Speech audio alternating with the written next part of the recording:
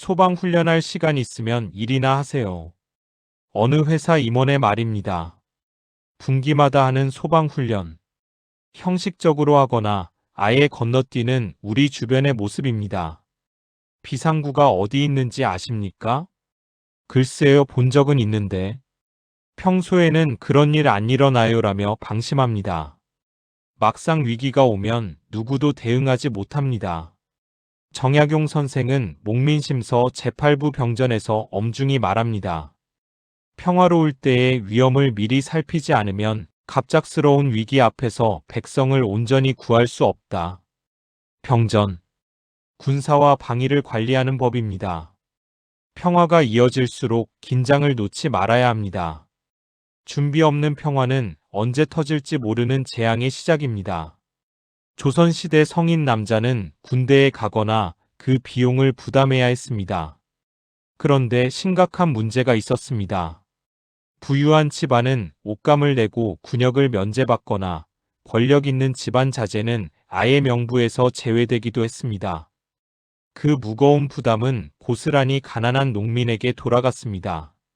아버지가 늙으면 아들이 없으면 사위가 대신 짐을 졌습니다. 죽은 사람에게 포를 걷는 백골징포, 어린아이를 군인으로 올리는 황구첨정. 다사는 이 참혹한 현실을 보며 깊이 탄식했습니다. 힘 있는 자는 빠져나가고 힘없는 자만 짐을 진다? 이런 나라가 위기 때 과연 버틸 수 있겠는가? 실제로 과거 임진왜란 때도 그러했습니다. 평소 훈련된 군사가 없었고 무기고의 활과 칼은 녹슬어 있었으며 성곽은 허물어져 있었습니다. 전쟁 안 날 텐데 뭐하러 고생해?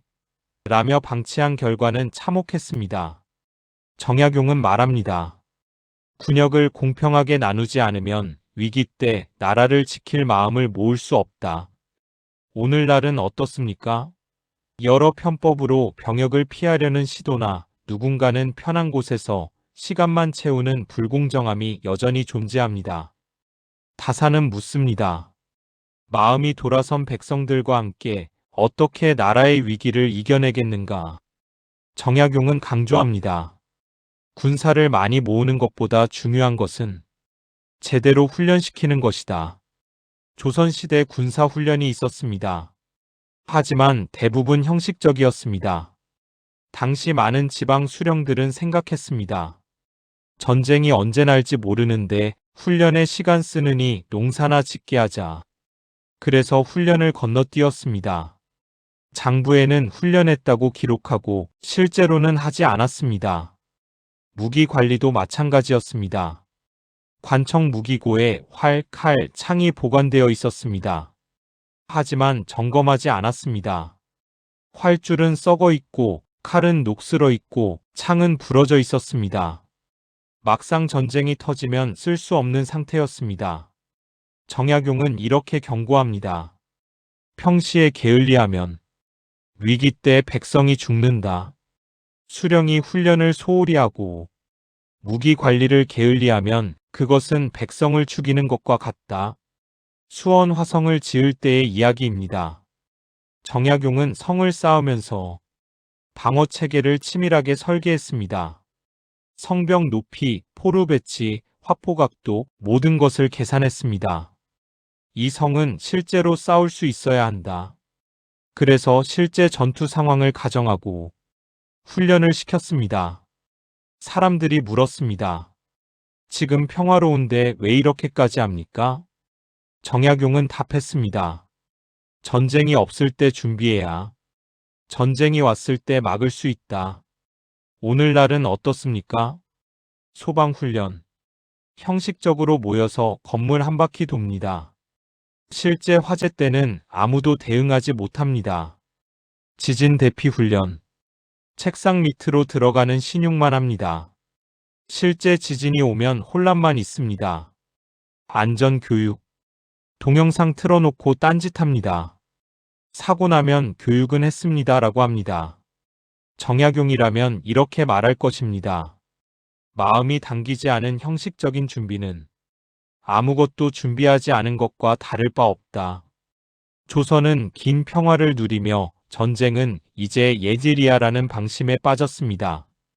그 안일함이 임진왜란이라는 거대한 재앙을 불렀습니다. 다산은 그 역사를 뼈아프게 되새기며 경고했습니다. 평화가 오래 이어질수록 더욱 경계해야 한다. 지금 우리도 앞으로도 괜찮겠지라고 생각합니다. 하지만 다산은 묻습니다. 지금 당신의 지역 대피소 위치를 알고 있습니까? 위기 대응 매뉴얼이 실제로 작동합니까? 병전의 정신은 명확합니다. 평시의 준비가 위기 속에 생명을 구합니다. 준비는 선택이 아니라 책임입니다. 내가 미룬 작은 일이 공동체 전체의 슬픔이 될 수 있음을 잊지 말아야 합니다. 병전은 단순히 전쟁을 준비하는 것이 아닙니다. 소중한 평화를 지켜내는 지혜입니다. 평화로울 때 경계를 늦추지 않는 것, 위기를 대비하는 것.